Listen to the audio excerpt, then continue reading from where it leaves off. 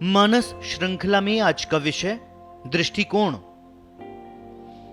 किसी भी व्यक्ति की दिनचर्या दूसरे व्यक्ति के समान नहीं हो सकती।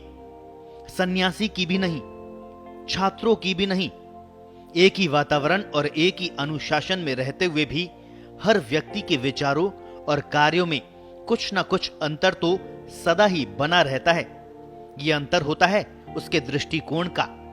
जीवन को वो कैसे देखता है, परिस्थिति को कैसे देखता है, जीवन में क्या प्राप्त करना चाहता है। दृष्टिकोण व्यक्ति के संस्कारों पर आधारित होता है। संस्कार भी दो प्रकार के होते हैं। पहले जो व्यक्ति जन्म के साथ अपने साथ लाता है, तथा दूसरे जो व्यक्ति इस जीवन में शिक्षा और वातावरण से ग्रहण करता है। संस्कार ही भौतिक लक्ष्यों की प्राप्ति का आधार भी बनते हैं। संस्कार ही दुख या सुख की अनुभूति का आधार होते हैं। व्यक्ति की पूरी जीवन यात्रा संस्कारों पर आधारित होती है। अल्प बुद्धि वाला व्यक्ति कल्पनातीत विषयों में खोया रहे अथवा गंभीर प्रकृति का व्यक्ति चिंतनशील बना रहे, फिर भी विषयों की प्राथमिकता तो दृष्टिकोण ही तय करता है। छात्र को एक कक्षा पास करनी है, वह उसके लिए अध्ययन करना है। इसके लिए अलग से चिंतन करने की आवश्यकता नहीं पड़ती। परीक्षा में कितने अंक लाने का प्रयास करे, ये बौद्धिक चिंतन है। विषय को जीवन में उपयोगी बनाने के लिए और किस विषय का अध्ययन करना है, ये गंभीर चिंतन का विषय है। बिना पढ़े ही पास हो जाना है, ये अल्प बुद्धि का परिणाम है। जिस उम्र की जो आवश्यकता है उसी का मूल चिंतन होना चाहिए। उम्र के साथ साथ विषय का स्वरूप भी बदलता जाता है, उसकी महत्ता भी बदलती जाती है। जीवन की सार्थकता हर उम्र में बनी रहे, सुख भी जीवन पर्यंत बना रहे, विकास का क्रम भी जारी रहे, ये इच्छा तो हर व्यक्ति की रहती है। किंतु वातावरण या संग दोष के कारण व्यक्ति का भटकाव भी बना रहता है। अनेक निमित्त उसके जीवन क्रम में आते हैं और व्यक्ति संकल्प की कमजोरी का शिकार हो जाता है। आज शिक्षा की बड़ी कमजोरी ये रह गई कि छात्र अपने अच्छे बुरे का भेद आसानी से नहीं कर पाता। जीवन में एक और संघर्ष बढ़ रहे हैं तो दूसरी ओर संघर्ष करने की मानसिक शक्ति घट रही है।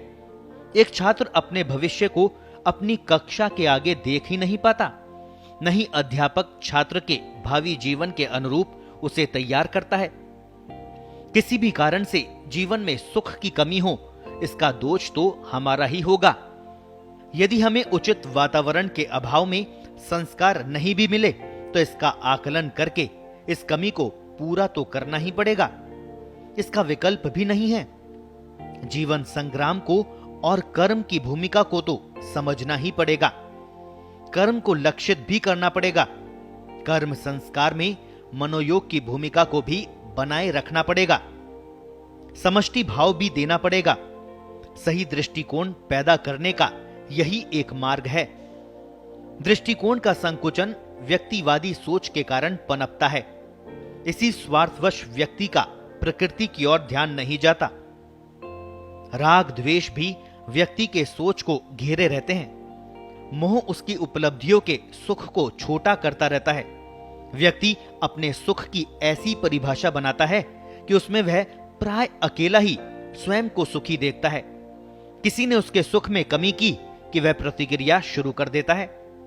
आवेग और आवेश उसे अशांत कर देते हैं। जहां व्यक्ति स्वयं के कार्यों को राष्ट्र एवं समाज के परिप्रेक्ष्य में देखता है, प्रकृति के अंग के रूप में देखता है, उसका दृष्टिकोण व्यापक बन जाता है। उसके सुख दुख की परिभाषा और यहां तक कि उसके जीवन का धरातल बहुत व्यापक हो जाता है।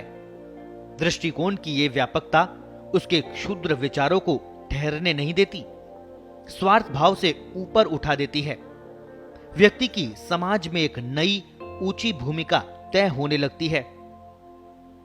दृष्टिकोण के विस्तार का मार्ग है अध्ययन, मनन, स्वाध्याय। सही अर्थों में यह सब एक ही है, स्वरूप भिन्न होता है। व्यक्ति को यदि जीवन में सार्थकता लानी है तो लक्ष्य तो बनाना ही पड़ेगा। नौकरी पाना तो कोई लक्ष्य नहीं है। पेट भरना भी लक्ष्य नहीं हो सकता। वंश वृद्धि भी लक्ष्य में नहीं आ सकती। लक्ष्य उन्नत और सुखी जीवन हो सकता है, सम्मानित जीवन हो सकता है, समाज और राष्ट्र के प्रति उत्तरदायित्व हो सकता है, प्रकृति की सेवा भी लक्ष्य हो सकती है। देने की भूमिका लक्ष्य में आनी चाहिए। लेने की भूमिका व्यक्ति को छोटा बनाती है, उसके ज्ञान और कर्म का अपमान करती है, उसे स्वार्थ और अहंकार के दलदल में फंसाती है। दृष्टिकोण के प्रति चिंतन से व्यक्ति में अनेक प्रकार के गुण स्वतः ही आने लगते हैं। जीवन के अनेक नए आयाम दिखाई पड़ते हैं। व्यक्ति शरीर और बुद्धि के चिंतन से ऊपर उठता है, मन की भूमिका तय करता है। संवेदनशीलता जैसे भावनात्मक धरातलों का उसे बोध होने लगता है। उसके ज्ञान की महत्ता समझ में आती है। अज्ञान का दुख समझ में आने लगता है। जीवन की वास्तविकता का अनुभव होने लगता है। उसके बाद ही जीवन की सार्थकता का क्रम शुरू होता है। यदि ये समझ में आ जाए कि अच्छी लगते हुए भी कोई बात हमारे लिए हितकर नहीं है, तो मान लीजिए हमारा दृष्टिकोण व्यापक होने लग गया है।